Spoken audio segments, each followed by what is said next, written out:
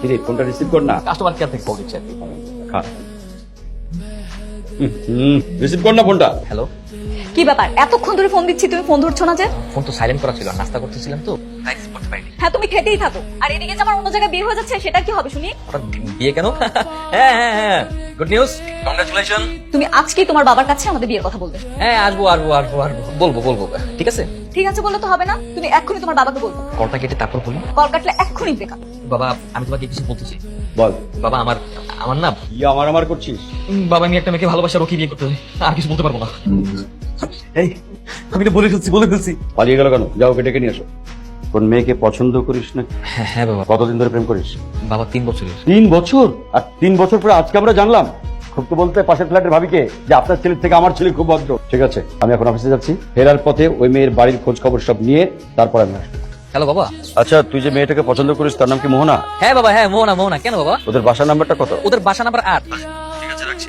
হ্যাঁ আচ্ছা আচ্ছা বাবা, বাবা শোনো, ওদের রোড নাম্বার কিন্তু 18। হ্যালো, আমি মোহনার বাবা। আমার ছেলের জন্য আপনার মেয়ে মোহনাকে দেখতে এসেছি। আমি কি আপনার মেয়ের সঙ্গে একটু কথা বলতে পারি? বাবা তো এখনো এলো না, এদিকে তোমার বাবা যদি চলে আসে তাহলে কি হবে বলো তো? আহা আসে না তো কি হয়েছে, আসবে, শুধু শুধু টেনশন করছো। আপনার মেয়ে আমার খুব পছন্দ হয়েছে। কেন ভাই সাহেব, এটা মিষ্টি মুখ করেন? জি জি জি। তাহলে ভাই কথাবার্তা তো সব হয়ে গেল। আচ্ছা, নিয়ে আসি। সব ঠিকঠাক আছে তো? হ্যাঁ সব ঠিকঠাক আছে। ভালো করে দেখিস না কাজ। কিরে থামলি কেন? চল। বাবা এখানে কেন আসলাম? এ বাড়িতে তো তোর বিয়ে হচ্ছে, যে গার্লফ্রেন্ডের বাড়িটাও চিনিস না। আরে বিয়ে সাহেব, আসেন আসেন ভিতরে আসেন। আসসালামু আলাইকুম। তর্স হয়েছে না তাই না? বর্ষে যে বসে আছো তবুও আমাকে ফোন দিচ্ছ। আরে বিশাল একটা ঝামেলার মধ্যে আছে। তুমি বলো তো, তোমরা কি বাসাটা চেঞ্জ করছো নাকি বাসা বিক্রি করছো? বলো তো কি হয়েছে? আমরা তো আমাদের বাসায় আছি, কেন কি হয়েছে বলো তো? আরে আমার বাবা আন্তাজে কোন না কোন বাড়ির সামনে নিয়ে আসে, এটা বলতেছে নাকি তোমাদের বাসা। আচ্ছা তুমি আগে বাড়ির ভিতরে আসো। আচ্ছা ঠিক আছে, আসতেছি। কি যে একটা আলাদা কাশাপাশি করছে, আমি যাইতেছি। তো ঝামেলার মধ্যে আছে, আমার যাওয়া লাগবে। সিউটের কাছে তুই থেকে থাক। আরে এই এই কে আপনি? কে আপনি চলে এসেছেন? বিয়ে তো এখনো হয়নি। কিসের বিয়া? হ্যাঁ আমি আপনার চিনি। হ্যাঁ কিসের বিয়া? মোহনা নিয়ে আসে। আমি তো মোহনা। এমনিতেই কিন্তু প্রচুর ঝামেলার মধ্যে আছি। মোহনার কই তাতে বের করেন।